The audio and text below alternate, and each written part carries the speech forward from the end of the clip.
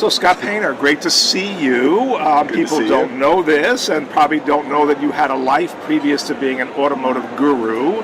But we met back in 2004, and you were working on the Quincy Jones We Are the Future concert, and you retained our firm to help you publicize that. It was in Rome, right? Yes. You remember that? I do. Were you in PR at the time, or marketing? What was your, or were you just a friend of Quincy's, or? I was Quincy's next door neighbor. Okay. And he's actually godfather to my oldest son. Is that and just right? a dear friend. And Yes. so he was putting this concert together to raise money for displaced children in war-torn cities around the world. Right. So in Nablus and Eritrea and Rwanda, he was trying to get money to put together centers for children to have refuge, sort of a Red Cross but focused on kids. Okay. And I mean, such a great cause. Right. But he called me in the middle of that whole process and said, can you help and get involved? So I was actually already in the car stuff, and I had just come out of one of my You first were in companies. the car stuff at that point. I was. I had, Yeah. I had just retired as CEO of CarsDirect.com. Okay. And I had hired a new CEO and handed off. And so I was having a break. I was rebuilding a new home. Yep. And Quincy called me and said, I'm in Rome. Yep. Get over here. I need your help. And I had absolutely no credentials to be able to do any of that stuff, Right. other than I was just a hustler. And he really understood that he needed people around him that he could rely on and trust. So I didn't know you were a gearhead way back then, So that's something. So let's talk about FAIR. I've been boning up on it, and it looks like it's a new model, and everyone says it's disruptive and it's going to change the way. But the one thing that I was confused about was I was told that it was really for rideshare companies and for the drivers that need cars that don't have cars, but you have a B2C. It's a direct-to-consumer play as well, or which is more important, and don't they require different approaches? Well, I think the big idea at FAIR is that we're not lending consumers or drivers money. Right. We're giving them access to mobility, and it just happens to be that works very well for Uber and rideshare and the entire gig economy, because Yes. most rideshare or gig economy drivers really can't qualify for a traditional car loan. Yes. But they do everything on their phone just like all of us do. So today we live on our phones. Right. And so the idea of getting a car entirely on your phone without having to go into a dealership and confront a salesperson and go through the bitter frustration of just negotiating and the time consumption of all of that and the anxiety that comes with it. Yep. I think that, I've spent most of my career trying to solve that problem, Yep. leveraging technology, just based on the fundamental recognition that buying and owning a car is complex and frustrating and intimidating to most people. And so I think great companies, great entrepreneurs focus on solving a real problem. That's been mine. FAIR is really an extension of that. It's a culmination of everything I've ever done before. What we've really done that I think takes it to the next level is when you choose a car in the FAIR app, and these are all cars that are otherwise for sale that you could just go buy and get a loan on. They're used cars, though. These are all pre-owned cars. Yes. But you'd be surprised. I mean, I've always been a car snob.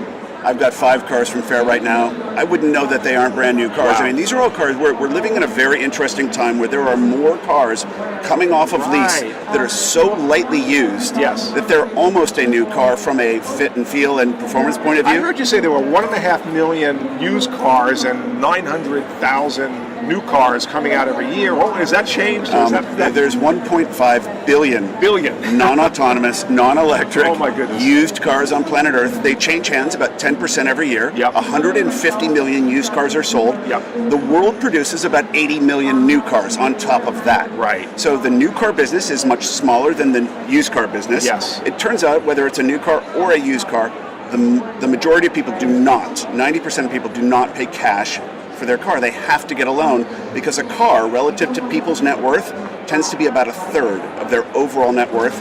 And the payments that we all are making to get access to mobility tend to be about 15% of our total gross income. I see. So mobility is the mother of all addressable markets. I mean, as an entrepreneur, you're always looking for big markets, right. But we've chosen a huge market. And the big idea here is we're not lending people money. So if you think about that, that 150 million car transaction market, that generates $5 trillion of consumer automotive debt every year. Right. It's a massive banking category. It revolves on 2 really fundamental risk profiles, consumer credit risk and asset risk. we're a payments platform because the big idea is we're not lending you money, so we have to be very good at the digital connection, and this is really what the technology, the app, allows us to do. And all of those prices are now in the public domain. You can crunch the numbers. You can make it work as a business. One thing with startups, though, the one thing that we always, as a PR person, I still have an agency, is we try to find the pain point. So what is it? What are the trends that make it ripe for Fair to succeed right now? Like, I know in some of your interviews you talked about they don't like going to dealerships. It's a pain. It's painful to negotiate it to whatever. But that's not driving people, is it? Or what is the driver? Is it people who don't? Modern consumers have binarily said they don't want to go to a car dealership anymore. They go to ride sharing. Ride sharing is right. Actually economically a much more expensive thing than owning a car. So. Right. At the end of the day, the complexity and the confrontation and the commitment that comes with owning a car is really keeping people out of buying cars. Doesn't mean that we're making less cars. It doesn't mean that we're using less cars. It just means we're going to access them differently today. And I think this idea of ownership is something that is really going to shift towards more of a subscription type model. Whereas everything else we do in modern life, we get on our phone. It's a cell phone. It's the data, the minutes, the movies, the music. All of these things come to us on a month-to-month as you want basis, and you can stop any time. The same is going to be true of mobility. It does require a company like Fair, and there will be many others. I mean, this is such a massive asset class. There will be many others that get into this, but we buy the car. So when you pick a car, we buy the car. I know that. So if you think getting a car loan is frustrating or time-consuming, try getting a car loan for everybody. So even though we're a 3-year-old company, we've already had to raise nearly $500 million of equity. Right, from SoftBank and others, SoftBank, Mercedes, BMW, Penske Automotive Group. And your partner has got great pedigree in the space too, right? I think great companies need to partner with really, really intelligent I'm saying your business partner, your co-founder, Well, George Bauer is an icon in the automotive industry. He's really the father of modern car leasing. He was the founding CEO of Mercedes Credit Corporation at the time when Mercedes said, we don't need to give our customers financing because they're wealthy. Today, 80% of all Mercedes customers lease their car. They don't own it. So leasing has become a very, very dominant thing because of George. George and I met about 3 years ago, formed Fair. We have been this remarkable partnership where he's auto and I'm more tech, but I've been in the industry. And I think a lot of the auto industry really didn't like what I had done at TrueCar and Cars Direct. I remember that. So I was going to ask you about that because that a hurdle to overcome is to get the confidence of the dealers and those from whom you're getting the used cars, right? I mean, well, I think first of all, it starts with the fact that we don't charge a dealer to sell us a car. We buy a car. So it's win-win. For a dealer, they're selling a car without any marketing expense. 10% of the cost of a car is marketing. That's how high friction car selling is infrastructurally. So the ability for us to call a dealer and just say, we want your car for the price you're advertising it, we're using big data. So just in the United States, for example, there are at any given time about 5 million pre-owned vehicles that are advertised digitally for sale. And in my prior companies, I've laid a lot of the groundwork for this.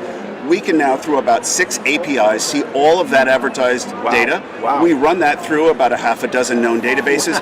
And what's really changed about the car business today is that with all that data, we can empirically understand the real value of a car at wholesale and at retail to within $10 to $15. That level of preciseness allows us to price the depreciation so accurately for the consumer that we take away that asset risk that traditional auto lenders have because we're not lending people money and we can let them return the car. We don't have the traditional default risk. So we're bringing down the risk of automotive debt substantially. The good news is for the lenders, it's not going to be a disruption, it's going to be a shift. They're not going to take on the same set of risk and they're going to be able to put the money to work much more predictably because when we get paid by a user, they're paying us up front. And if they can't keep paying, they give us back the car. So I know you have a very tight schedule, so I want to just wrap this up in two quick questions. First one being is young people, which is probably a target audience. They don't want to own cars anymore. They don't want to have long-term leases anymore. And Uber can cost them a lot on a monthly basis. So what does it cost? I'm a young person. I want to go to Fair. I have the app. I can go on and do it very seamlessly, frictionlessly. But Nearly everybody can qualify. If you go into the app, the first thing we're looking for is your eligibility to drive. You've got to have a valid driver's license, and you have to have a digital form of payment. That's literally everything you need to get on the road with us. And money, because you're not giving the cars away. We're not, but it's half the cost of a rental. Okay. And it's about 40% less than a competing car loan. And keep in mind, we now offer insurance, maintenance, repair. So we it's don't one-stop offer shop. Fuel yet, but we will offer fuel as a part of an overall subscription. So this idea that you have a single cost of ownership that's easier and less costly is what modern technology sort of unlocks, and it's consistent with everything else we're doing in modern life. And your footprint right now is? We're in 35 different U.S. cities, which puts us in a little over 20 states. This is a global problem, though. The reason we have investors like SoftBank and these big OEMs is because they understand that auto finance is not just a phenomenon in the United States. It exists everywhere, because a car relative to income is ratably the same everywhere. Right. And I understand that the model with Uber, where you have an exclusive with Uber, so you can't, if a Lyft driver wants to work through Fare, a Lyft driver can get a car from Fare. We don't have an integration with the Lyft drivers. So really what we've done with Uber is tried to figure out how to unlock a really great value proposition, because many of their drivers just simply had no access to cars. And the big takeaway here is we all are excited about companies like Uber and Lyft. We don't know how big the potential is, but we do know that all of their results so far are constrained by supply.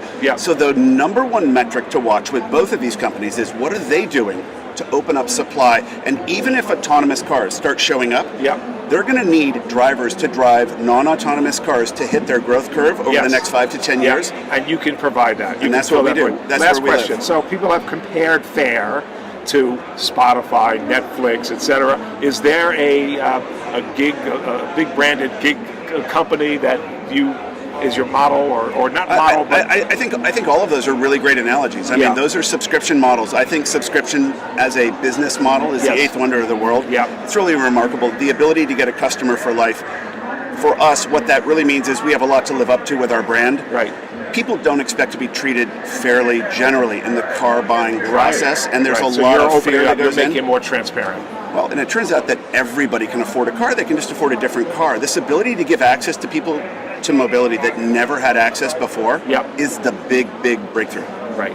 Scott, thank you for taking the time. I know you're running from one thing to another, but wow, great to see you. Thanks for having me. I have a medium, so I run a PR firm in New York, and I have clients of all stripes. In fact, I have AIG Private Client Group, and we insure 13 of the last 17 winners of the grand prize winners of the Concours d'Elegance in Pebble Beach. Okay? Amazing. Yeah, that's great. So I just set up a piece with Greenwich Time for the Greenwich Concours. So connect with Yaz. She runs all of investor relations and CorpCom for me. So we're booming right now. Right now, everybody wants to talk to us because we're Uber's partner, of course. But the business is also growing. I heard somebody say we've grown 50% year over year for 8 years. We're growing 40% month over month. Month over month. We're already at a $500 million revenue run rate. So the business itself is really a remarkable, huge thing. If you think about what, sort of SoftBank looks at, they are only interested in things that can transform an entire category.